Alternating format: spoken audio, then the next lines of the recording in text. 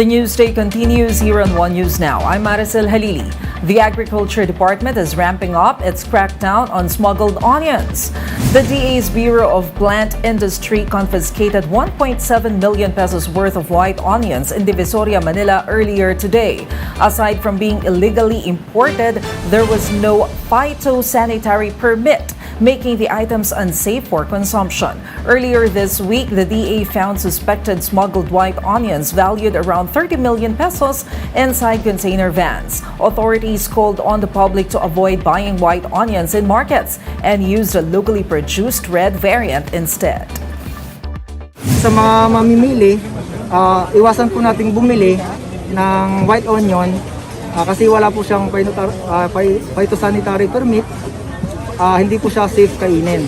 So wala na pong ini-issue yung Bureau of Plant Industry para mag-import. So illegal na po yun. Again, the value of the confiscated onion is 3.9 million pesos. Meanwhile, some farmers in Camarines Norte have resorted to gold panning as prices of fertilizer and seeds remain high. Shaila Francisco with a report. 55-year-old Dennis, a farmer, starts his day in Paracale, Camarines Norte as early as 6 a.m. After a quick breakfast, he walks to the farmland to prepare for farming. But as it turns out, he is harvesting something else other than palay. Gold. Imbis na palay muna yung anihin, ginto muna ang inaani namin. Para kami makaraos. Kisa naman sa tulad, wala pang binhi. Mahal pa. Tapos wala kaming gawa, di lalo kaming tingga. Locals call this labadero or gold panning, a process in which gold is extracted manually. It is considered one of the simplest ways to mine gold. This is traditionally done in Paracale since the town is known for having gold deposits. Farmers receive their salaries daily for this. Kikita kaya tayo ng malaki-laki naman ngayon. Araw kaya tayo dito ng 350, 400. But there is no telling how much they would receive. Instead of carabaos and tractors here, they rely on themselves the whole day just to get even a pinch of gold. But just how hard is it compared to farming? Come on, let's find out. They first dig the land up to get soil that possibly has gold deposits. These lands are then soaked in water to loosen the sand and separate it from stones. After that, it will be sifted before dusting through what they call a pabirik to extract the gold. Kasi ba yung ginagawa nyo kumpara dun sa ibang mga pagmimina at pagbibigay? Kasi po, bukod sa mababaw, wala naman kaming ginagamit na chemical. paano ito? Magagamit pa ba yung lupa? Ito pong ano namin, yung halimbawa yung buhangin, binabalik din po namin sa... After the whole process, they will then cook it. After this, they will bring it to the buyer to weigh the gold. Medyo mas malaki ngayon ng kaunti. After a whole day's work, they made 3,840 pesos, which will be divided among themselves. Dennis got 548 pesos. It's bigger compared to previous days. But he says it is still not enough, especially for those with kids going to school. But do they prefer gold panning over farming? Ay, nambiron po ang magsaka. Ay, una-una nakakapagpahinga nga po kami pag may palay na. Dito, sige, pakikwento lang po. Bakit po?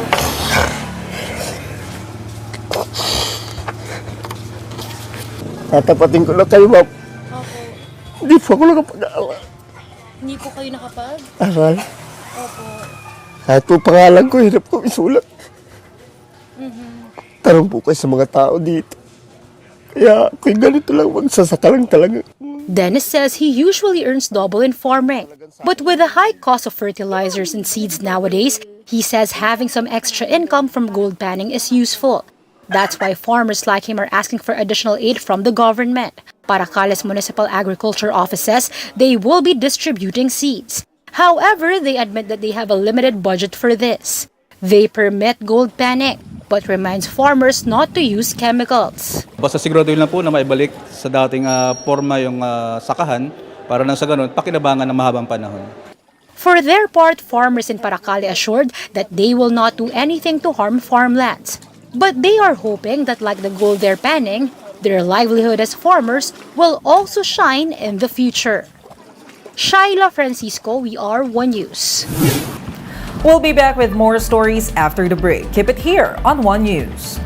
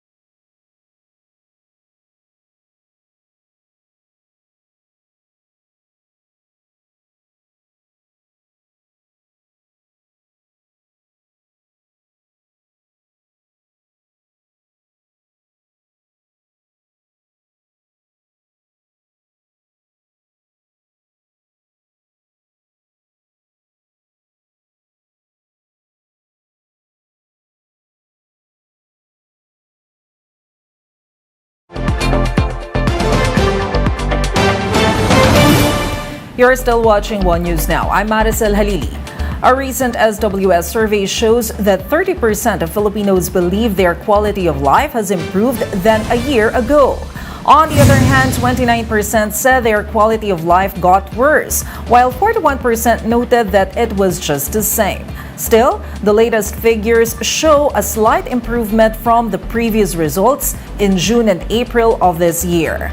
SWS also found that 11.3% of Filipino families experienced involuntary hunger in the past 3 months. The survey was conducted from September 29 to November 2, the first of such under the Marcos Jr. administration. Let's now take a quick look at today's other top stories. Another round of oil price rollback is expected next week. Unit Oil projects that diesel prices would go down by as much as 2 pesos per liter and gasoline by up to 1 peso and 90 centavos.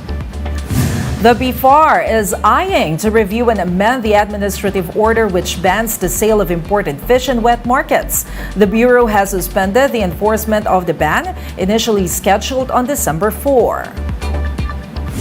The World Health Organization estimates that 90% of the global population now had some resistance to COVID-19.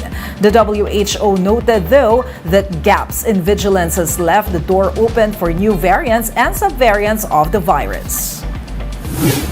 For more updates, visit News 5, the Philippine Star, and Business World Online. Visit our website, onenews.ph, for more in-depth analysis. You can also catch One News on the Signal Play app. Register for a free account now at www.signalplay.com and stream One News live anytime, anywhere. I'm Maricel Halili. We are One News.